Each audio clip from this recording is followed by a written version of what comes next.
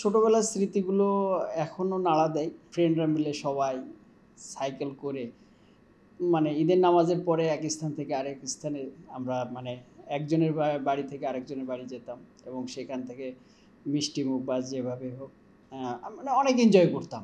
ঈদ যদি আমরা বলি, ঈদের যে আনন্দটা, সেই আনন্দটা আমার মনে হয় যে আমরা যখন ছোট ছিলাম তখনই এই আনন্দটা সর্বোচ্চ উপভোগ করতে পেরেছি।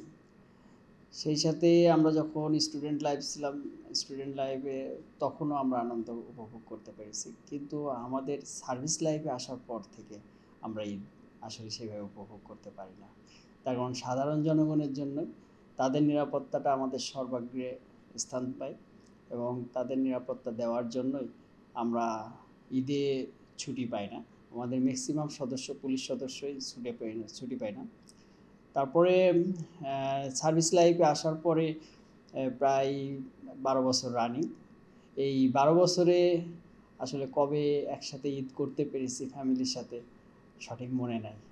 তারপর ম্যাক্সিমাম টাইমে আমাদের কর্মস্থলে থাকতে হয় এবং সাধারণ জনগণের নিরাপত্তার জন্য আমাদেরকে ব্যস্ত থাকতে হয়। আমার গ্রামের বাড়ি ঝিনাইদহ মহেশপুর থানার ন্যাপা ইউনিয়নের সেজিয়া গ্রামে। ছোটবেলার স্মৃতিগুলো এখনো নাড়া দেয়। ফ্রেন্ডরা মিলে সবাই সাইকেল করে ঈদের নামাজের পরে এক স্থান থেকে আরেক স্থানে আমরা একজনের বাড়ি থেকে আরেকজনের বাড়ি যেতাম এবং সেখান থেকে মিষ্টিমুখ বা যেভাবে হোক অনেক এনজয় করতাম।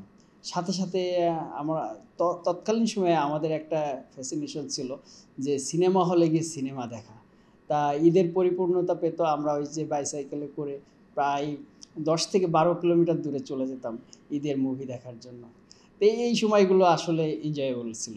এইবারের ঈদটা ওই যথারীতি আমাদের কর্মস্থলে থাকতে হবে এবং আমাদের ইনস্ট্রাকশন ওইভাবেই আছে যে কর্মস্থল ত্যাগ করা যাবে না এবং সেই হিসেবে আমরা এখানেই থাকবো এবং আমাদের যারা সহকর্মী আছে, সহকর্মীদের সাথে আমরা ঈদ উদযাপন করব। সিআইডির পক্ষ থেকে সকলকে ঈদের শুভেচ্ছা জানাই এবং আপনারা যেখানে ঈদ করবেন নির্বিঘ্নে সুন্দরভাবে ঈদ উদযাপন করবেন এবং ঈদ উদযাপন শেষে আবার কর্মস্থলে এসে আবার কর্মব্যস্ততায় প্রবেশ করবেন। সংবাদ, ফিচার ও অনুষ্ঠানের জন্য ভিজিট করুন সংবাদ প্রকাশের ওয়েবসাইট এবং যুক্ত থাকুন ফেসবুক পেজ ও ইউটিউব চ্যানেলের সঙ্গে।